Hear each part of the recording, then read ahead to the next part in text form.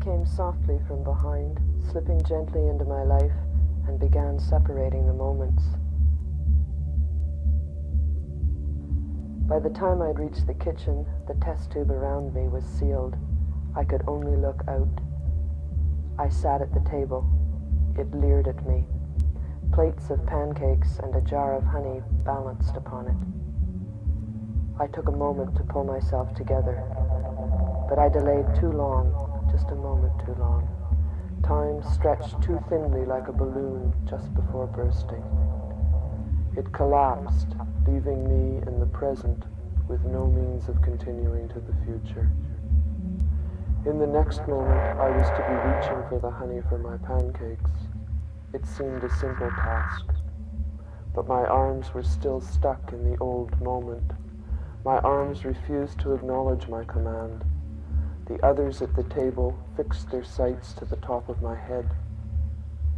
My stubborn, unresponsive arms caused me to realize that reaching for the honey was not my true desire, but rather was part of a script drafted by others at the table. Their eyes seemed to be trying to pry my arms into action. I awoke into a new moment in which I was crying, "No, I refuse to perform." I awoke wondering if I was performing anyway. I fell asleep and began to eat my pancakes.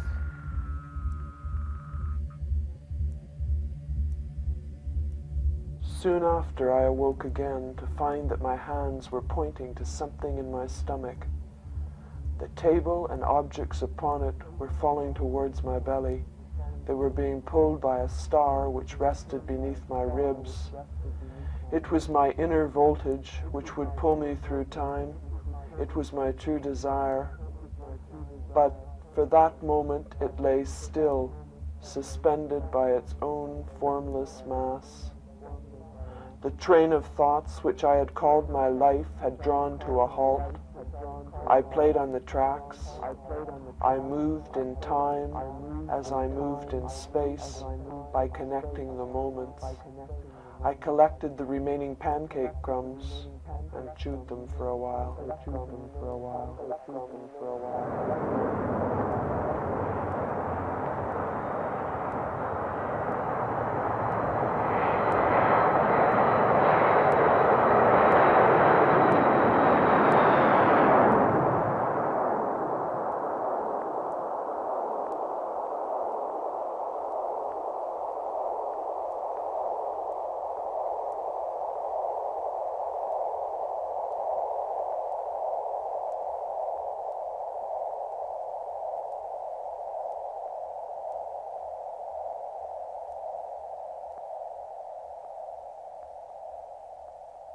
A new thought took shape.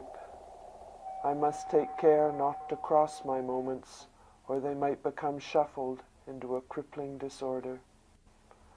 My stomach flinched and pushed my feet into the ground. I set off on a venture to reconnect the moments using the tools at my disposal: movement, balance, and momentum. My engines turned. The revolutions began. Time blew in my face like a headwind. My life extruded from my back. I heard my voice issuing a command to my organs: increase voltage, increase voltage. The tape recorder pasted a ribbon of sound to all my moments. It was my friend. The music pulled me with invisible strings, and my arms sailed through the thickened air. Uncertainties and hesitations were pushed aside by desire for continuity. The intelligence embodied in the forms took life.